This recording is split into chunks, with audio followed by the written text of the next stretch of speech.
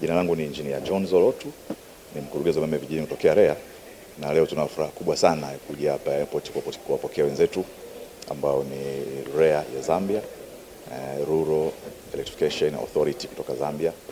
Wamekuja na katibu wao mkuu na mtendaji mkuu wao wa taasisi ya REA Zambia, lakini kimsingi kinachotupa sisi faraja kubwa na furaha ni kwamba wamekuja kujifunza kutoka kwetu. Yaani maana yake tumefanya mambo makubwa.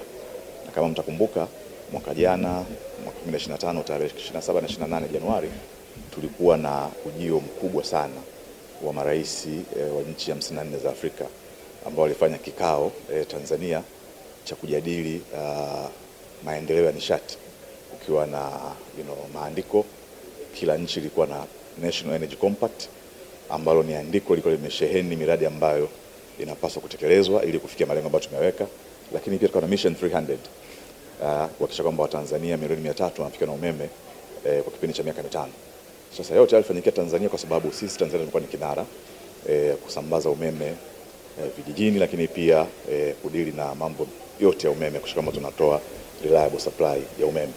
Sasa baada ya kufanya vizuri, hao wenzetu wameona waje sasa kukutana na sisi Tanzania chini ya usimamizi wa Wizara ya Nishati, kuona namna gani ambavyo wanaweza wakajifunza yale yaliyo mema kutoka kwetu. Tumefanyaje kufikia mafanikio haya, lakini kuna mbinu gani za ziada ambazo tunazitumia. Tulianza wakiwa tayari washaanza, lakini sasa hivi tuko kwenye nafasi ya juu kabisa ya usambazaji wa umeme. Kwa hiyo tutakaa nao kwa kipindi cha siku 7. Watakuwa kesho tuna kikao sisi na wakandarasi, na tutakuwa nao, na baada ya kikao cha kandarasi tutakaa nao, tutaruhusu wao kutuuliza maswali na sisi tutauliza maswali. Yale ambayo yanahitaji ufafanuzi wa kina tutawapatia. Wakihitaji msaada wowote wa kitaalamu, wa kiufundi tutawapatia. Lengo ni hao wenzetu tuende nao sambamba na wao wafikie kule ambako tumefikia sisi, na wao wajue zile mbinu ambazo sisi tunazo au tunazozitumia kwa kwamba tunapeleka umeme katika maeneo yote ambayo yanahitaji.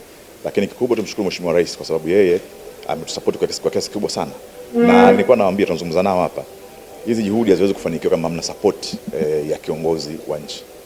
Hakuna support, maana political support kama haipo ni ngumu sana kufikia malengo ambayo tumeweka. Sisi ni wataalamu, tunaandaa miongozo, tunaandaa proposals, tunahitaji budget.